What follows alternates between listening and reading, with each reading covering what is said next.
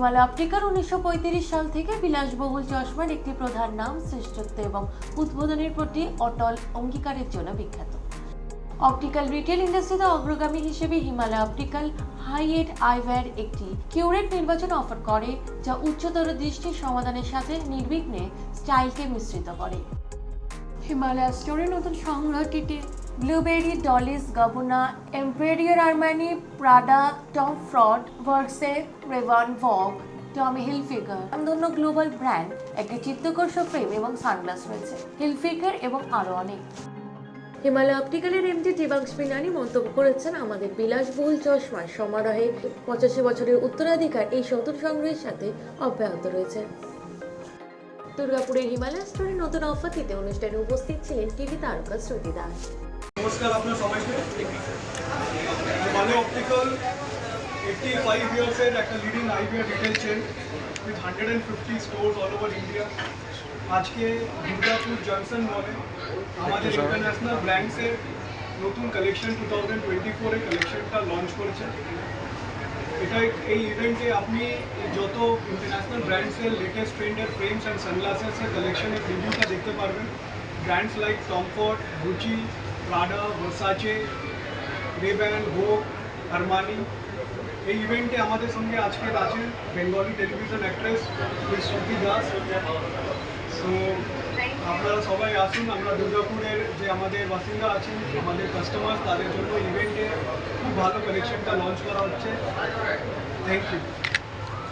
Hello, Mrs Shruti. সব থেকে বড় ব্যাপার হচ্ছে যে মানুষের দর্শনধারী ফির কোন বিচারি। তো ব্যাপারটা হচ্ছে যে আমাদের অ্যাপিয়ারেন্স কীরকম সেটার উপর কিন্তু অনেক কিছু ডিপেন্ড করে। তো যাদের চোখে পাওয়ার রয়েছে, যেমন আমার চোখে পাওয়ার ছোটোবেলা থেকেই পাওয়ার, তো লেন্স পড়া খুব একটা ভালো না। তো আমরা সবসময় চেষ্টা করি আমাদের প্রফেশন ছাড়াও যারা আর কি চশমা নিয়ে একটুখানি বেশি টেন্স থাকেন যে আমি কী চশমা পরবো, আমাকে চশমা পরে ভালো লাগবে কিনা। তো চশমাটা একটা মানে খুব একটা গুরুত্বপূর্ণ একটা রোল প্লে করে।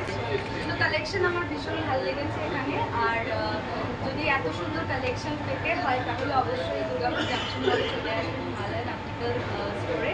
এখানে কিন্তু ভীষণ ভালো কালেকশন রয়েছে। আর লেটেস্ট কিছু আমি দেখলাম মডেল রয়েছে, সেগুলো বেশ ভালো লাগলো। আমার তো খুব ভালো লেগেছে, আপনারা এলে আরও ভালো লাগবে।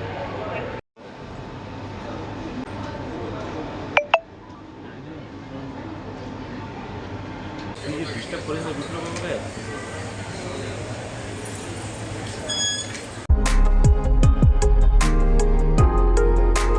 26শে আগস্ট আগরপাড়া ইলিয়াস রোডে সবাই সঙ্গ শ্যামা পুজোর 21তম বর্ষের খুঁটি পুজো হলো। এদিন সবাই সঙ্গ শ্যামা পুজোর থিম সং এবং থিমও প্রকাশ হলো। এবারের থিম বিনাশক। আগরপাড়া ইলিয়াস রোডের অন্যতম বিখ্যাত শ্যামা পূজা সবাই সঙ্গ পুজো। প্রত্যেক বছরই এই পুজোকে ঘিরে সকলের অনেক প্রত্যাশা থাকে এবং প্রত্যেকে অপেক্ষা করে এই বছরের কী থিম হবে। গত বছর সবাই সঙ্গ ক্লাবের বিখ্যাত থিম হয়েছিল মিশরের পিরামিড।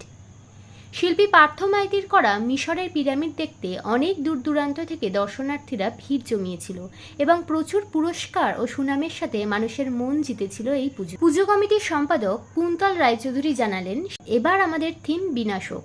নেশা মুক্তির বার্তা দিতে এবং নেশামুক্ত সমাজ গড়ে তুলতে এবারের পদক্ষেপ। এবছরও শিল্পী পার্থ মাইতির করা শ্যামা পুজোর থিম সকলের মন জিতবে।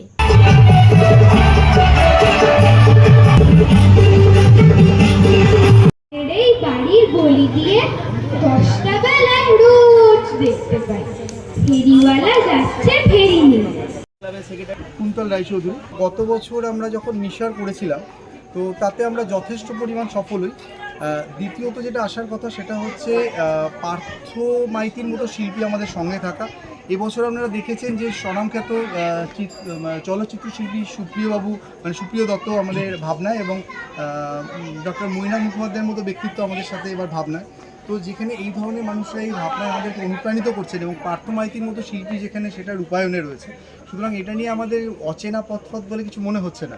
এখনকার যে প্রজন্ম, মানে বর্তমান প্রজন্ম, এই প্রজন্ম এত মারাত্মকভাবে নেশার দিকে ঝুঁকে পড়েছে, নেশা ছাড়া যেন আজকের দিনে আর কিছুই হওয়া সম্ভব হচ্ছে। আজকের দিনে যে বিভিন্ন জায়গায় যে আমরা আজকে উই ওয়ান্ট জাস্টিস বলে যে বলতে হচ্ছে বা যে পরিস্থিতির সৃষ্টি হয়েছে, এর কোথাও একটা পেছনে যেন 1% হলেও এই নেশা দায়ী।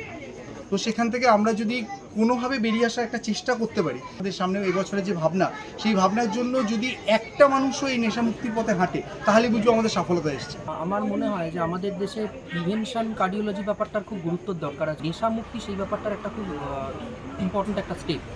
সেই থিমটা আমরা জনগণের সামনে তুলে ধরতে চাই, যাতে তার মাধ্যমে আমাদের জনগণ চেতনা ব্যাপারটা আরও বেশি উদ্বুদ্ধ হয় এবং তারা এই নেশার ব্যাপারটার থেকে অনেক বেশি মুক্ত হয়। গান করতে শুরু করেছিলাম তখন ভাবতাম যে গান দিয়ে সমাজ পাল্টানো যায়। যত বয়স বাড়ছে সেই বিশ্বাসটা বোধহয় চলে যাচ্ছে। আলাদা করে কিছু না, হ্যাঁ কিছু মানুষকে ছোঁয়ে, যে কোনো শিল্পকর্মে কিছু একটা ভাবনার অবকাশ দেয়, তাদের ছোঁয়ে হয়তো ওই পর্যন্ত, তার বেশি কিছু না। চেষ্টা করবো আমার সেটা দেওয়ার একটা মেসেজ, প্রথম আমি হয়তো মেসেজ নিয়ে কাজ করবো, চেষ্টা করবো সেটা দেওয়ার, মানুষ যাতে নেশামুক্ত হয় তার জন্য যেটুকু আপনার চেষ্টা করা করবো আপনার। ব্যুরো রিপোর্ট অরিজিৎ সরকার।